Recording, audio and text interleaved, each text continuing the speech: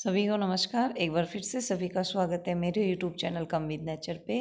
और जो सामने आप जो प्लांट देख रहे हो ये है छुई मुई का प्लांट, जिसे कि लाजवंती भी बोलते हैं। और इसकी खासियत ये है कि इसको जैसे ही टच करेंगे ये इस तरह से, जैसे बोलते हैं ना, लाजवंती नाम है तो जैसे शर्माना होता है लाज का मतलब, तो ये इस तरह से इसकी पत्तियों को ना सिकोड़ लेता है।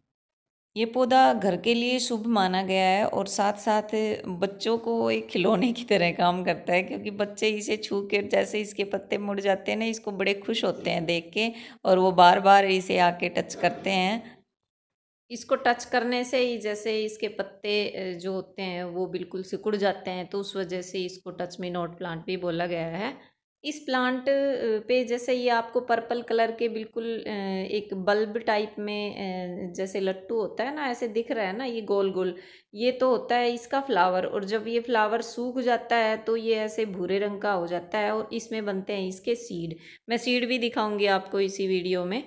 छुई में प्लांट को हम दो तरीके से लगा सकते हैं, तो कटिंग से भी लगा सकते हैं और इसको हम बीज से भी लगा सकते हैं। देखो बारिशों का मौसम है, अगर कटिंग कहीं मिल जाती है तो बहुत आसानी से लग जाएंगी, क्योंकि कटिंग से लगे हुए पौधे जल्दी तैयार हो जाते हैं। बीज से जो लगते हैं ना उनमें थोड़ा टाइम लगता है। और जैसे कि मैंने बताया कि बारिशों के टाइम में हर पौधे की कटिंग आप लगा सकते हो, तो इसी तरह से इस प्लांट की भी कटिंग आप आसानी से ग्रो कर सकते हो। जैसे बहुत सारे प्लांट होते हैं ना, उनकी एक जैसे पत्ता आता है वहीं से जड़ निकलती है, इसमें भी ऐसे ही है। जहाँ से इसका एक पत्ता आ रहा है ना, वहाँ से ही इसकी जड़ें निकल रही है। मैं दिखाती हूँ आपको। ये देखिए, ये एक ज़मीन में लगा हुआ प्लांट है और इसे अभी मैं पॉट में लगाऊंगी इसकी कटिंग्स को।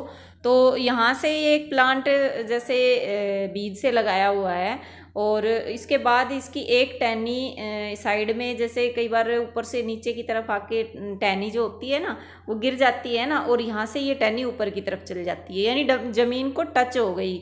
और टच होने के बाद उसमें थोड़ी बहुत मिट्टी लग गई होगी या ऊपर से और मिट्टी डल गई होगी, और वहाँ से ही इसकी बहुत सारी मतलब जड़ें निकल आई, और इसको यहाँ से भी कट करके हम दूसरा प्लांट तैयार कर सकते हैं। दूसरा क्या है कि इसकी अभी इन दिनों में ना, बारिशों के टाइम में ना, बहुत सारी रूट्स निकल रही होंगी साइडों में से छोटी छोटी। जहाँ से इसका नोड एरिया होता है ना, नोड एरिया कौन सा होता है, जहाँ से पत्ती निकलती है, ये वाला देखो। इसमें आप अगर देख पा रहे हो तो बिल्कुल ही वाइट कलर की निकल रही है रूट्स, यहाँ से ये नोड एरिया है, और यहाँ पे हल्की हल्की छोटी छोटी इसकी रूट्स निकल रही है। मैं दिखाती हूँ, एक मिनट। आप ये देखिए, यहाँ से दिख रही है ना, बिल्कुल छोटी है, शायद कैमरे में कैप्चर भी ना हो पाए, लेकिन हाँ रूट्स ज़रूर हैं। और यहाँ से हम इसको 45 एंगल में कट करके और इसकी जो पत्तियाँ हैं उनको हटा के अगर पॉट में लगा देते हैं वेल ड्रेन सॉइल में, तो ये जल्द ही पौधा हमारा तैयार हो जाएगा। तो चलिए मैं कुछ इसकी कटिंग्स ले लेती हूँ, और तब कटिंग लेते लेते मैं आपको इसका सॉइल मीडिया बता देती हूँ। सॉइल आपको इसकी वेल्डेन लेनी है, जैसे कि हर प्लांट की हमें सॉइल जो मीडिया होता है ना वो वेल्डेन यानी भुरभुरी मिट्टी लेनी होती है। भुरभुरी मिट्टी हम क्यों लेते हैं, क्योंकि रूट्स को फैलने में भुरभुरी मिट्टी काफ़ी मदद करती है। जब प्लांट्स की जड़ें निकलती हैं और उन जड़ों को फैलाव होता है ना, तो वो भुरभुरी मिट्टी में काफ़ी अच्छी फैल जाती है। इसलिए बोला गया है कि वेल्डेन सॉइल लो आप किसी भी प्लांट की लोगे तो, क्योंकि अगर वेल ड्रेन सॉइल नहीं होएगी तो प्लांट में पानी रुकेगा, और ज़्यादा पानी रुकेगा तो गले जो जड़ें हैं ना वो गल जाएंगी, सड़ जाएंगी और पौधा ख़राब हो जाएगा। इसलिए बोला जाता है कि पोट में जब भी आप कोई भी प्लांट लगाते हो तो उसकी वेल ड्रेन सॉइल होती है। और जब कटिंग लगाते हैं हम तो इस तरह की कोई भी एक्स्ट्रा पत्ती एक्स्ट्रा ही होती है, ये हम बाद में, जैसे अभी हमें प्लांट की जो एनर्जी है वो रूट्स बनाने में लगानी है, तो हमें इसके जितने भी इस पर कोई फ्लावर आप बड़ आ रही है, कोई फ्लावर आ रहा है, या फिर कोई सीड पोड बन रहा है, या इसकी जो बड़ी बड़ी पत्तियां हैं उन सभी को हम हटा देंगे। हमें भी इस प्लांट का या फिर किसी भी प्लांट का फोकस जो करना है वो रूट्स बनाने में करना है, तो इसकी जो एनर्जी है वो सिर्फ रूट्स पे लगे, इस वजह से हम इसकी सारी ब्रांचें हटा देते हैं। और इस एक टहनी से हम कई कटिंग लगा सकते हैं, मतलब बना सकते हैं। एक 5 या 6 इंच की कटिंग आप ले लो और उसी से आप मतलब बहुत सारे प्लांट इसे तैयार कर लो। अब ये देखो, मैं इसमें से जो नोड एरिया है ना, यहाँ नीचे से थोड़ा सा कट कर दूंगी, 2 कटिंग हमारी ये तैयार हो गई। इसके बाद मैं आपको दिखाऊं, जैसे मैंने शुरू में बताया ना कि इस प्लांट की जैसे एक टहनी नीचे ज़मीन में टिकी हुई है और फिर वो ऊपर की तरफ ऐसे गई हुई है, तो ये वो है, इसको भी हटा लेंगे हम। और इस तरह की मिल जाती है तो बहुत ही आराम से ही आपका प्लांट तैयार हुआ हुआ है। ये तो इसमें तो कुछ नहीं है। अभी ये जैसे टहनी है ना, ये यहाँ से आती हुई और नीचे ज़मीन में टच हो गई और फिर ये ऊपर की तरफ चली गई, तो ये तो हमारा ऑटोमेटिकली ही प्लांट तैयार हो गया। अब देखो मैं इसको हटा के दिखाऊं तो इसमें कितनी सारी रूट्स आई हुई हैं। तो इस तरह से ये तो एक लेयरिंग के थ्रू हमारा जो प्लांट है ये बन के तैयार हो गया है। इसी तरह से ना हम बहुत सारे प्लांट तैयार कर सकते हैं, मतलब प्लांट से लगे हुए ही, और मिट्टी अगर टच कर दे वहाँ पे या दूसरे पोट को में थोड़ी मिट्टी डाल के और इसको रख देना तो बहुत सारे प्लांट तैयार हो जाते हैं हर तरह के। तो ये दो कटिंग तो क्या है, ये तो प्लांट ही है क्योंकि रूट्स आई हुई है इनमें, तो इनको भी लगा दूंगी मैं।